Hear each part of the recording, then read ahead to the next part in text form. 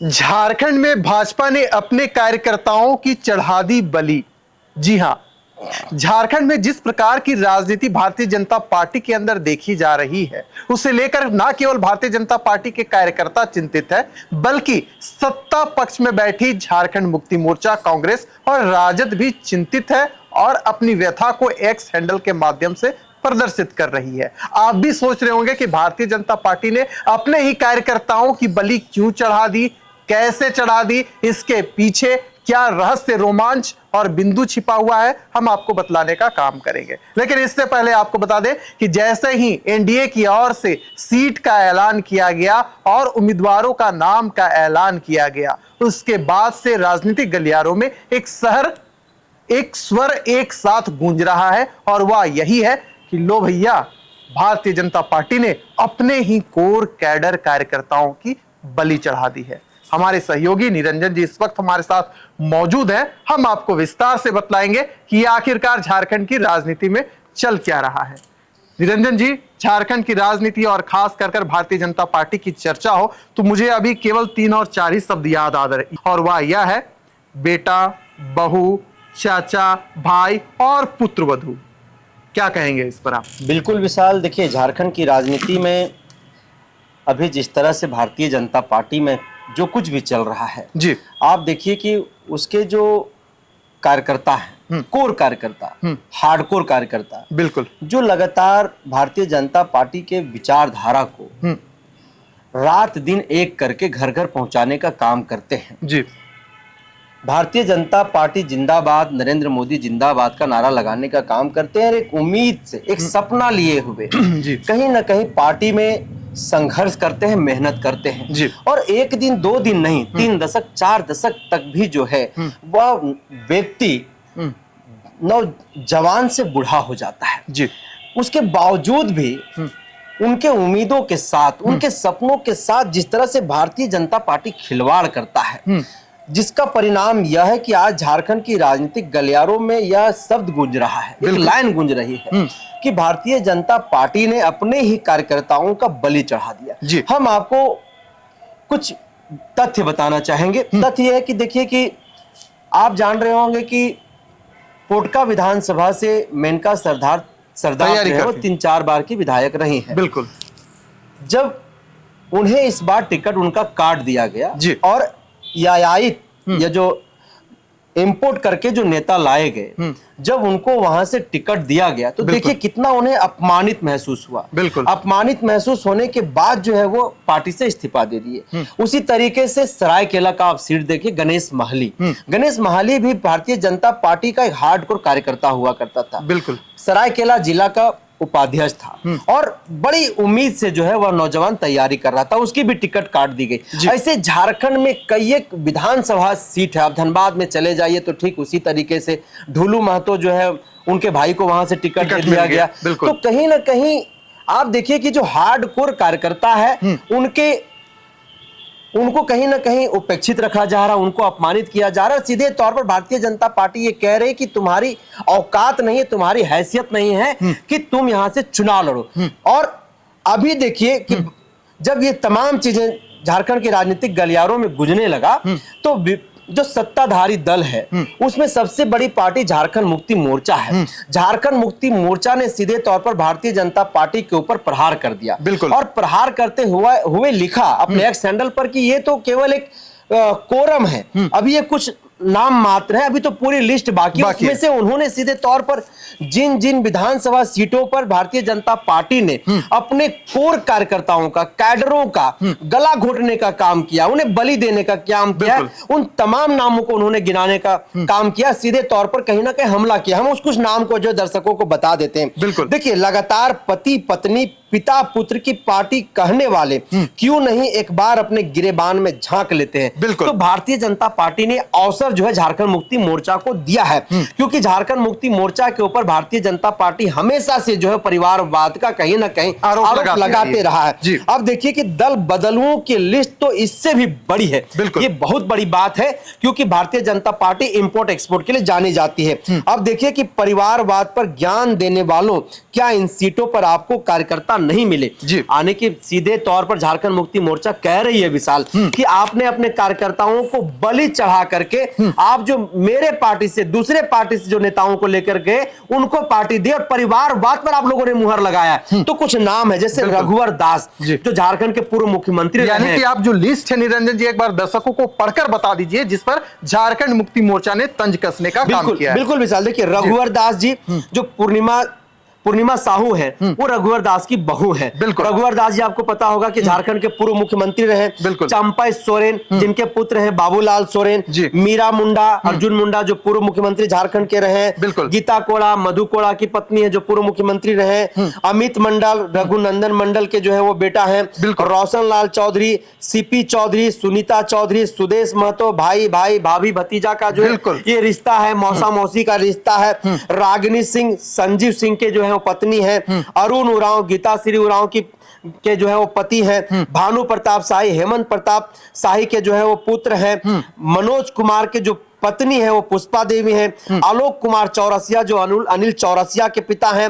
उज्जवल दास जो उपेंद्र नाथ दास के बेटे हैं। शत्रुघ्न महतो जो ढूलू महतो के भाई हैं। ऐसे कई नाम जो है कहीं ना कहीं झारखंड मुक्ति मोर्चा ने अपने एक हैंडल पर जो है लिखते हुए ट्वीट किया है। भारतीय जनता पार्टी के ऊपर जो है अपने कार्यकर्ताओं को अपने स्वार्थ के लिए सत्ता की कुर्सी तक पहुंचाने के लिए कहीं ना कहीं बलि चढ़ाने का आरोप लगाया। बहुत बड़ी आरोप है और सीधे तौर पर झारखंड में देखा एक सवाल भी है। आपने जो नाम पढ़ा आपसे एक सवाल लेना चाहेंगे और सवाल यह है कि भारतीय जनता पार्टी को 440 वोल्ट का झटका भी लगा। हमने देखा कि मेनका सरदार जाकर उन्होंने इस्तीफा दे दिया।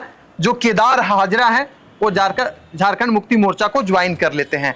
ऐसे में क्या भारतीय जनता पार्टी वही भारतीय जनता पार्टी बची है जिसकी चर्चा अटल बिहारी वाजपेयी किया करते थे, या फिर जिस प्रकार से चंपाई सोरेन बाबूलाल सोरेन को टिकट मिल गया तो ये केवल भारतीय जनता पार्टी के लिए एजेंडा बन गया कि आप भी अपने पत्नी को टिकट दिए, आपके पिता भी मुख्यमंत्री रहे हैं, आप भी मुख्यमंत्री हैं। यानी जो परिवारवाद का जो गेम है भाजपा भी खेल रही है, झारखंड मुक्ति मोर्चा भी खेल रही है और केवल ये एक चुनावी विषय बन चुका है जिसे जनता देख रही है, उसको कुछ समझ में नहीं आ रहा है। इस पर आपका क्या विचार है, क्या कहेंगे इस पर? विशाल देखिए ये बहुत बड़ा गंभीर सवाल है।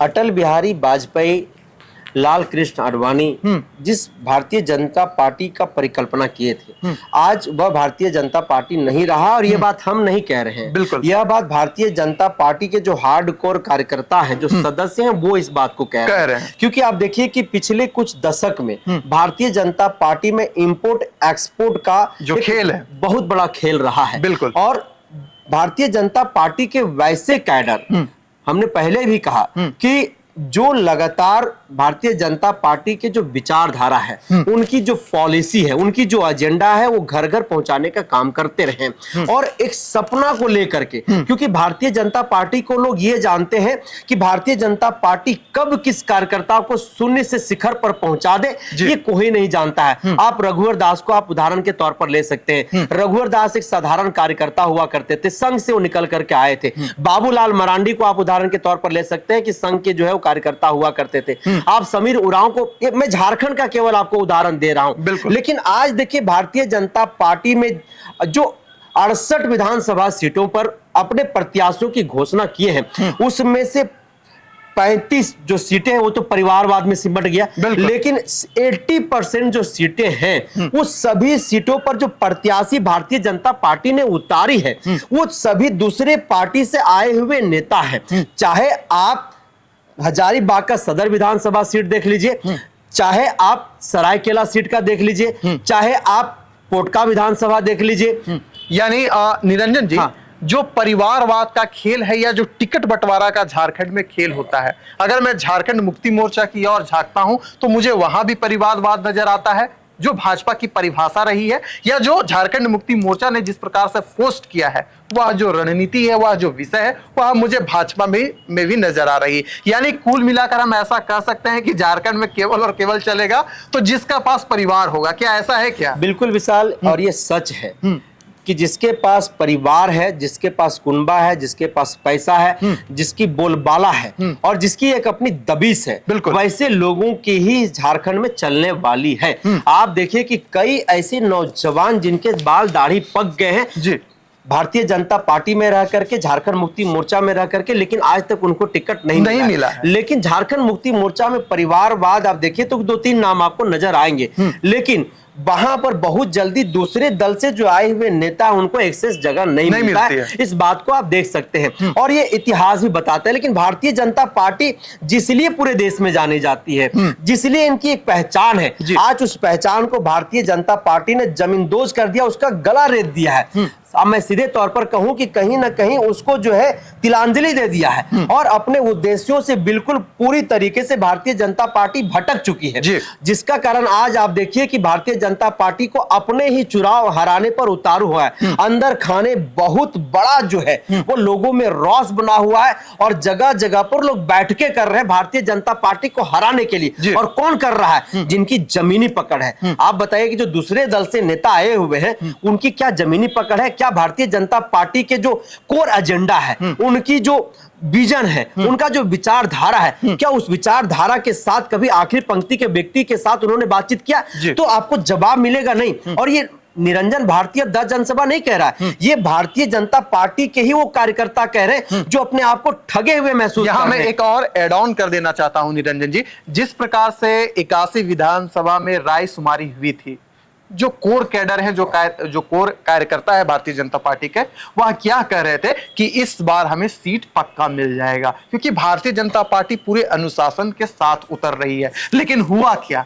अगर ढुल्लू महतो के भाई को टिकट मिलता है, चंद्र प्रकाश चौधरी के जो भाई हैं वो पार्टी बदलकर भारतीय जनता पार्टी का चोला ओढ़ लेते हैं, अमित मंडल को टिकट मिलता है, तो सवाल तो उठेंगे ही। अर्जुन मुंडा खुद मुख्यमंत्री रहे, केंद्र में मंत्री रहे, अब उनकी पत्नी जो है भारतीय जनता पार्टी से टिकट पर चुनाव लड़ेगी, तो सवाल उठेगा ही उठेगा। लेकिन एक स्वर ये भी दौड़ रही है भारतीय जनता पार्टी के कार्यकर्ताओं के अंदर, और वे खुद इस बात को बयां कर रहे हैं और हमसे कह रहे हैं कि हमारा बस केवल नाम नहीं बताइएगा, लेकिन जो हमारा मैसेज है जनता तक पहुंचा दीजिएगा। निरंजन जी, वह यह कह रहे हैं कि इस बार भारतीय जनता पार्टी कई सीटों पर चुनाव हारने वाली है, और जो चुनाव हराने का काम करेंगे वह भारतीय जनता पार्टी के कोर कैडर ही करेंगे। इस बात में कितनी हकीकत है? क्या वाकई में कुछ ऐसा सज धज कर तैयार है जो भारतीय जनता पार्टी पर हावी होगा और भारतीय जनता पार्टी को ही नुकसान पहुंचेगा? ऐसा है क्या? मिसाल आपने रायशुमारी का जिक्र किया, तो रायशुमारी को लेकर के पहले ही द जनसभा ने कहा था कि एक आई वॉश था जी। और केवल जो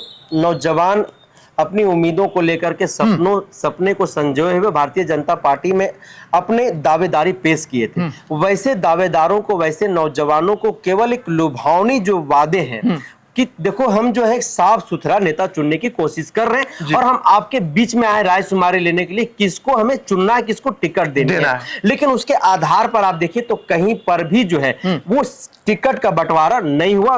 वहां वैसे जगहों पर, उन जगहों पर ऐसे किसी प्रत्याशी को टिकट नहीं दिया गया है जहां पर रायशुमारी के दौरान नाम आया है। तो ये तो सीधे तौर पर स्पष्ट हो गया कि भारतीय जनता पार्टी ने अपने कार्यकर्ताओं के साथ धोखा किया है। दूसरी तरफ आप देखिए कि आपने जो दूसरी बात कहा कि जो स्वर चल रहा है और जो भारतीय जनता पार्टी के कार्यकर्ता जो हम लोगों से बातचीत कर रहे हैं, जो कह रहे हैं मेरा नाम नहीं बताइएगा, लेकिन कई एक सीटों पर भारतीय जनता पार्टी चुनाव हार रही है। आप सरायकेला का सीट देख लीजिए, गणेश महाली कदावर नेता जी, कई एक वर्षों से तैयारी कर रहे थे, आपके पार्टी से इस्तीफा दे दिए, रात को मुख्यमंत्री हेमंत सोरेन से मुलाकात किए, तो कहीं ना कहीं अब ये कहा जा सकता है कि सरायकेला सीट से जो है गणेश महाली चुनाव लड़ेंगे आपके खिलाफ में।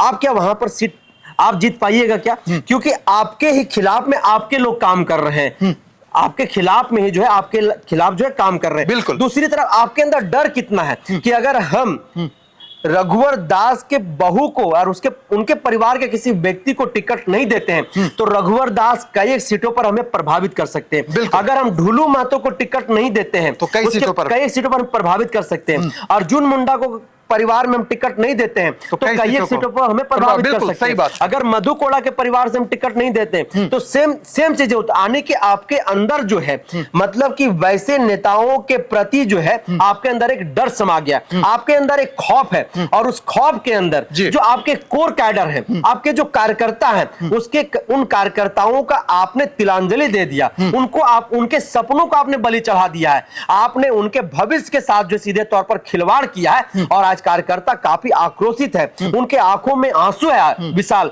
उनके अंदर एक दर्द है, और यही दर्द के कारण आज जो राजनीतिक गलियारों में राजनीतिक पंडित कह रहे हैं कि भारतीय जनता पार्टी ने कुछ नेताओं के डर के कारण जो है अपने कोर कार्यकर्ताओं का, अपने कैडरों का तिलांजलि दे दिया, उनकी बलि चढ़ा दिया। तो चलिए, भाजपा का डर, भय या रणनीति, यह तो आने वाला समय में पता चल जाएगा कि क्या वाकई में भारतीय जनता पार्टी के अंदर अपने जो बड़े कैडर हैं, बड़े नेता हैं, उनका डर सता रहा था कि अगर इनके परिवार वालों को टिकट ना दे तो हमें नुकसान होगा। अभी भी कई चीजें बाकी हैं, और झारखंड की राजनीति में मैं बार बार कह रहा हूं कि आने वाले समय में कई रंग देखने को मिलेंगे। तो चलिए इंतजार करते हैं 23 नवंबर का, क्या रंग होगा हम देखेंगे और आपको बताएंगे भी। चर्चा को करते हैं समाप्त, दीजिए इजाजत।